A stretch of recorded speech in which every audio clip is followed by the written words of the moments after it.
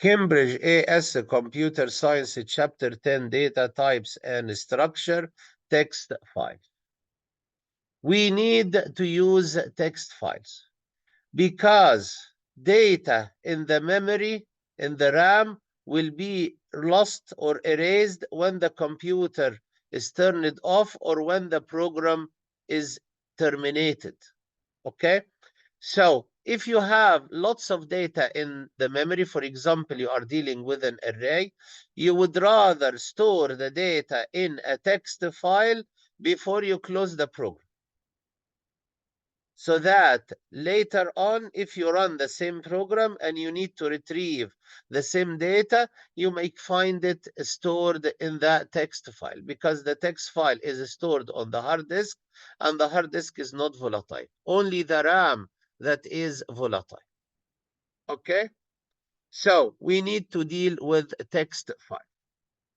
Data needs to be stored permanently. Data in the RAM is not stored permanently. One approach is to use a file. We will study here how to put data and read data from a text file. For example, any data held in an array, the array holds a lot of data. Okay? While the program is executed, will be lost when the program stops. You can save the data out to a file and read it back when your program requires it on subsequent running. Okay?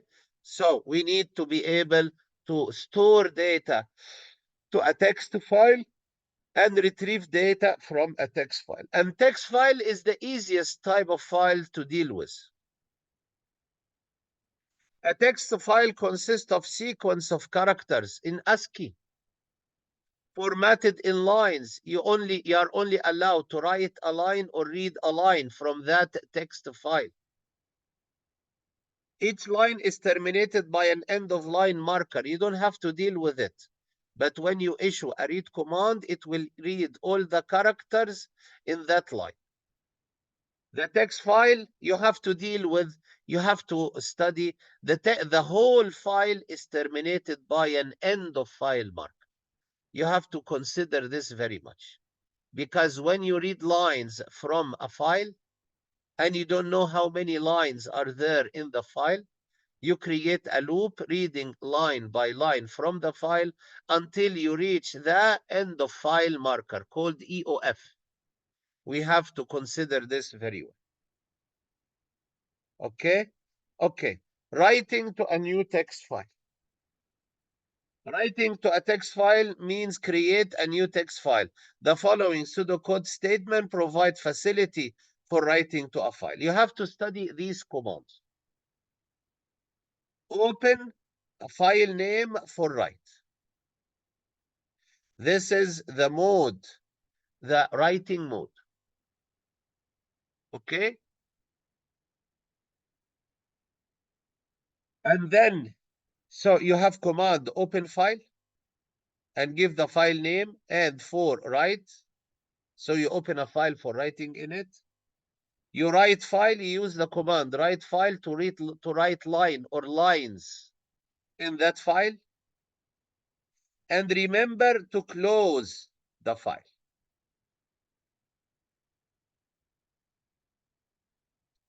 So you have open file for write. You have write file to write lines. And then close file. Remember to finalize the file and close. Okay? We also have reading from an existing file. You open file for read. Now you will be opening an existing file. That file has to already exist. And then you give commands, read file to read line by line from the file. And remember to close the file at the end. Okay?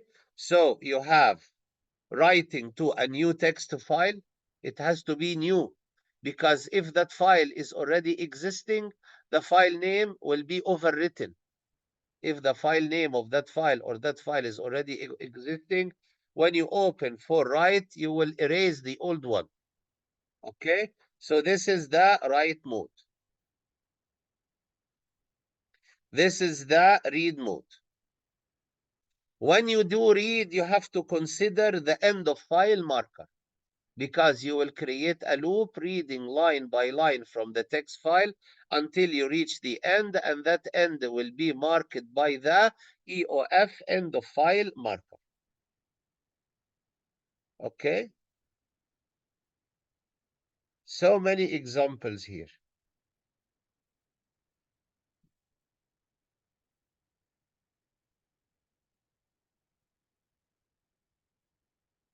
You also have appending to an existing file. Sometimes you may wish to append, is that you have a file, existing file, and you want to add data to its end. So you will issue open file, however, for append. So the open mode will be append to add data to the end of it. Because if you open the file for write, you will erase the file and start from the beginning. And then you have to write whatever lines you wish using the command write file, and don't forget to issue the command close file at the end to finalize and save the file on the hard disk.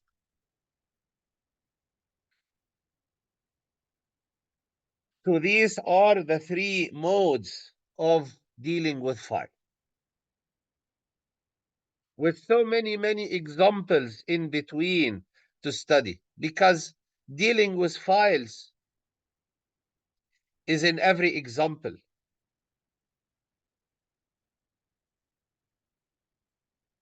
Okay, let us study a few examples and practice the rest of it later.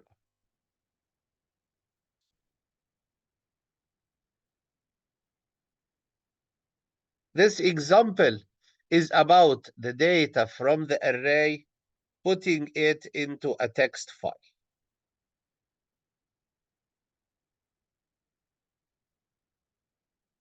Let us read it. I don't think it is very complex. A company decides offer discounts on selected dates. A program is written to indicate the dates in which a discount is offered. The program creates a text file. So this is what we have to study. The program creates a text file called discount underscore dates with data as shown in a number of consecutive dates. This data is in the file. The date and discount indicate is separated by a single space. So this is the date followed by a space, followed by true or false, indicating whether or not there is a discount on that date. The discount indicators are false, means there is no discount. True means there is a discount. A programming language has a built-in function concatenate. This should be in the insert. You join 2 or 3 strings together. Okay? So you concatenate San Francisco, becomes San Francisco with no space in between. You concatenate New York City, becomes this. Maybe you would like to include a space in between. It's up to you. Okay, use the following pseudocode to create a text file. So open file, discount for write. This is the command we have to study. Open file, discount dates for write. And then you create a loop, next date, while next date is not equal to XXX. This is the terminator. Input discount. So you input the date and you input the discount. And the line of text that should be written to the text file will be the concat of the next date, followed by a space, followed by a discount, true or false. So here you input discount, true or false. And you write file, This is the command write file. You write it into the file. And remember to issue the command close file. So this is an example of creating a loop to input data from the user and write it to the existing file. Okay? Reading from an existing file can be read by a program. The following pseudocode provide facility for reading from a file. You open file in the read mode. However, if you don't know how many items in the file, you have to look for the end of file marker. If you want to read a file from the beginning to end, we can use a conditional loop. Text files contain a special mark at the end of the file we can test for. Testing for this special marker, end of file marker, is standard in many programming languages. So this is an example. You call the function EOF. Open file, test.txt for read, while not EOF between bracket test.txt. This will keep checking that the end of file marker has not been reached yet. Read file and output on the screen. This will read a file. Read line, this will read a line from the file and put it on the screen. And remember to close file at the end.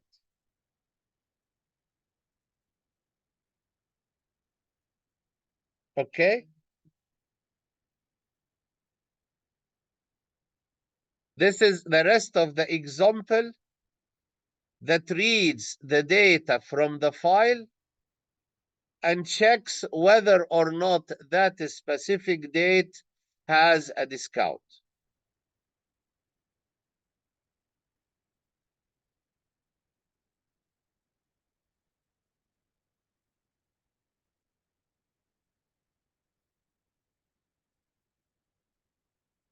Okay? So what is important here is that you read file,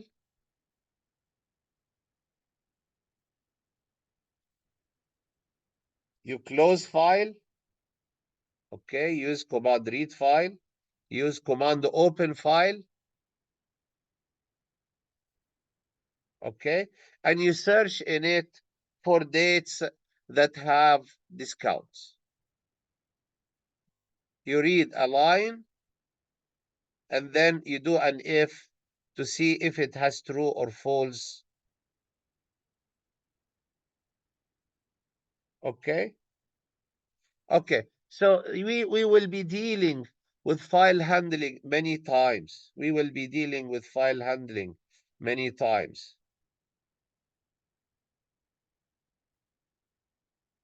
Okay, the only thing left is to study how to do append to an existing file. Because if you want to add data to an existing file, you cannot use write file because it will override the existing data.